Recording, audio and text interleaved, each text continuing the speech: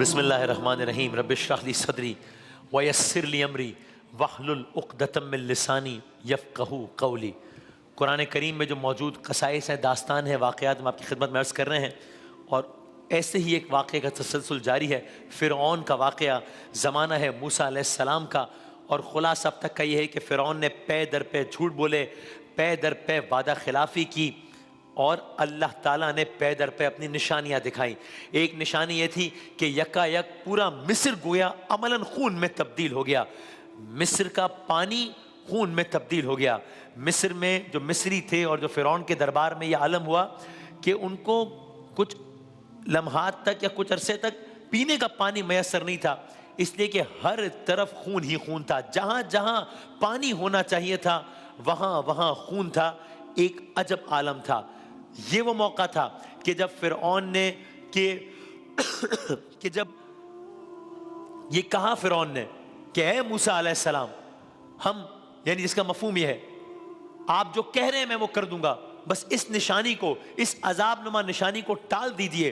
वो मिस्र जो खून में नहाया हुआ था वो अपने असल आलम में वापस आया मूसा अलैहिस्सलाम की दुआ करने के बाद।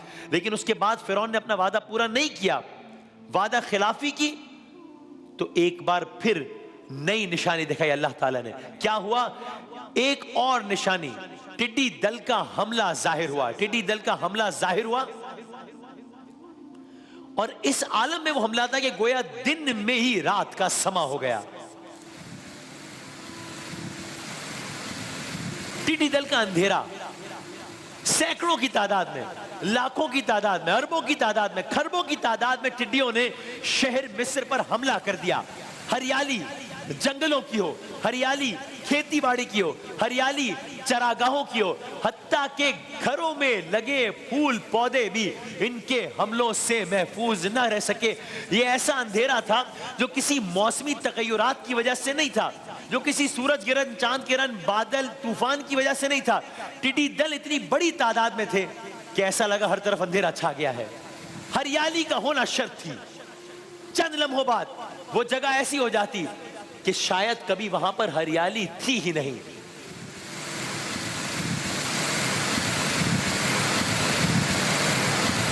ऐसा हमला मिस्रियों की तारीख में उन्होंने इस तरह का हमला न देखा। अभी फ़िरऔन और उसके दरबारी इसी बहस में मुब्तला थे कि ये टिड्डियों का ये हमला, टिड्डी दल था जिसका उनको पहले भी तजुर्बा रहा है, ये उस तरह का कोई हमला ज़्यादा शिद्दत के साथ हो गया है, या मूसा अलैहिस्सलाम के साथ जो हमारा मामला चल रहा है ये उसकी वजह से हुआ है? क्या ये मूसा के रब की नाफरमानी का नतीजा है? अभी ये सब कुछ चल ही रहा था कि अचानक शहरे मिस्र में, जो पहले ही टिड्डी दल की जद में था, अब शहरे मिस्र में कुछ और होना शुरू हुआ।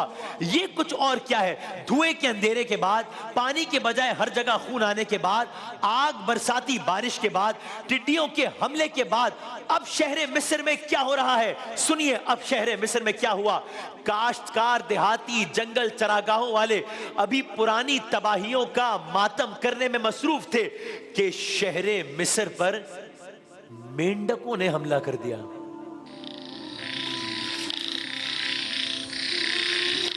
अब ये एक नई सूरत हाल, ये एक अजब सूरत हाल थी। मेंढकों का हमला, इसका क्या मतलब?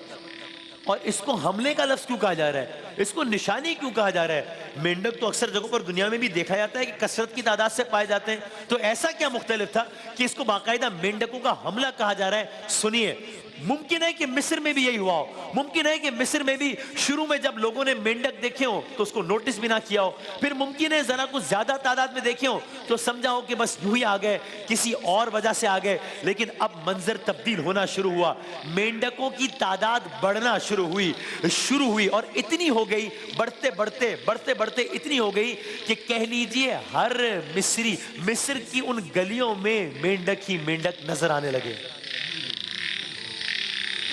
अल्लाह जाने क्या आलम होगा। अभी इतनी निशानियां देखी अल्लाह ताला की, और अब इतनी बड़ी तादाद में मेंढक, गोया चारों तरफ मेंढकों की आवाज से फजा हैबतनाक हो रही होगी, हौलनाक हो रही होगी, वहशतनाक हो रही होगी। मिस्र की गलियों में मेंढकों का हमला है। नहीं, आगे बढ़िए, मिस्र के हर घर में मेंढक कसरत से नजर आने लगे। नहीं, आगे बढ़िए। मेंढकों की तादाद इतनी बढ़ गई कि कुछ जगहों पे कहा गया कि उनके खाने और बर्तनों में जा घुसे ये मेंढक। आगे बढ़िए, नौबत यहां तक आई कि आदमी कुछ खाने के लिए, नौबत यहां तक आई कि आदमी कुछ पीने के लिए मुंह खोलता था, उसे ये खौफ आता था कि मेरे मुंह में कहीं मेंढक दाखिल ना हो जाए। अल्लाह अकबर। और ये नहीं कि सिर्फ छोटे या गरीब लोगों के घर इससे मुतासिर हुए, जो बुलंदो बाला महल्लात थे, जो बुलंदो बाला आलीशान इमारत थी, तामीरात थी, वो उससे मुतासिर ना हुए। नहीं, घर छोटा हो या बड़ा, हत्ता के फिरौन का महल हो, फिरौन के महल की सीढ़ियां भी उन मेंढकों से महफूज ना रही। फिरौन का खाने का कमरा हो या फिरौन का सोने का कमरा हो, उसका दरबार हो, कहीं पांव रखने की जगह ना मिलती थी, हर जगह मेंढक थे। शहर मिस्र में अजब आलम है, दरबार फिरौन में अजब आलम है। फिरौन हैरान परेशान है, ये सब क्या हो रहा है। इतनी बार अल्लाह की निशानियां आने के बाद फिरौन मूसा अलैहिस्सलाम से कह चुका है, आपने सुना ना कि ऐसे टाल दीजिए, अब आप जो कहेंगे मैं आपकी बात मान लूंगा। ये आप सुन चुके ना। एक आयत का तर्जुमा भी सुन लीजिए इसी हवाले से। कहा, जब इन पर कोई अजाब वाक़े होता है, इसी वाक़े के हवाले से आयत सुनिए, जब इन पर कोई अजाब वाक़े होता है तो कहते हैं, ए मूसा, हमारे लिए अपने रब से इस बात की दुआ कीजिए जिसका उसने आपसे वादा कर रखा है। अगर आप इस अजाब को हमसे हटा देंगे तो हम जरूर आपके कहने से ईमान ले आएंगे, हम बनी इसराइल को रिहा कर देंगे। लेकिन फिर क्या होता था, ये तो मैंने कुरान की आयत का एक हिस्सा आपको पढ़ के सुना दिया। लेकिन जब वादा पूरा होता था तो फिर फिरौन क्या करता था, आपने ये भी सुना, वादा खिलाफी करता था। अब लेकिन जब ये वाला अजाब आया है, अब फिरौन क्या करेगा? क्या फिरौन एक बार फिर मुकरेगा या अब फिरौन अपनी बात पूरी करेगा? अजब मामला हुआ। क्या हुआ? मैं कह लूं कि ढिठाई का आलम अजब था। क्या ढिठाई का आलम? देखिए, एक मर्तबा फिर मूसा अलैहिस्सलाम और हारून अलैहिस्सलाम के सामने निदामत के आंसू बहाए गए, नए सिरे से वादे किए गए। फिर वादा किया, इस अजाब को टाल दो, इस निशानी को टाल दो, तुम जो कहोगे हम तुम्हारी बात मान लेंगे। फिर से अल्लाह के नबी से वादा कर रहे हैं और वादा खिलाफी कर रहा है, अल्लाह की निशानियां देख रहा है और वादा खिलाफी कर रहा है।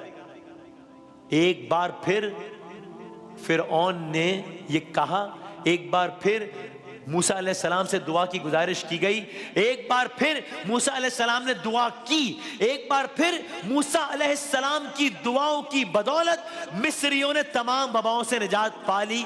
एक बार फिर मिस्र नॉर्मल हो गया। सवाल, क्या अब फिरौन सुधर गया? क्योंकि अब दोबारा सब नॉर्मल आ गया ना, तो क्या अब फिरौन सुधर गया? जवाब, जी नहीं, जी नहीं। ये बदबख्त अब भी ना सुधरा। इसने एक बार फिर वादा खिलाफी की। अब अजब मंजर हुआ, एक बार फिर बस इधर इसने बदअहदी की, उधर आसमान से मक्खियों और जुओं ने उन पर हमला किया। और ये ऐसा हमला था कि कोई जानवर बचा ना कोई इंसान बचा।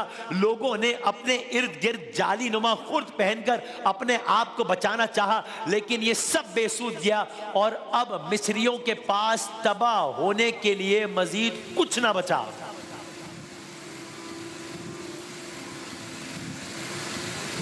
इस वाक़े को भी आप, ये जो मैंने अर्ज किया, कुरान की एक आयत की सूरत में सुनिए कि क्या कहा। कहा, आखिरकार, ये जो आपने मुख्तलिफ निशानियां सुनिए ना, सुनिए कुरान का तर्जुमा। आखिरकार हमने उन पर तूफान भेजा, तफसीलात हमने अर्ज की थी।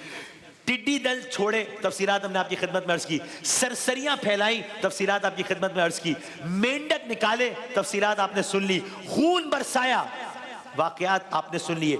ये सब निशानियां अलग अलग करके दिखाई गई, मगर वो सरकशी करते चले गए। वो बड़े ही मुजरिम लोग थे। ये कुरान कह रहा है इन लोगों के बारे में कि हमने उन पर तूफान भेजा, टिड्डी दल छोड़े, सरसरियां फैलाई, मेंढक निकाले, खून बरसाया, सब निशानियां अलग अलग करके दिखाई, मगर वो सरकशी करते चले गए। वो बड़े ही मुजरिम लोग थे।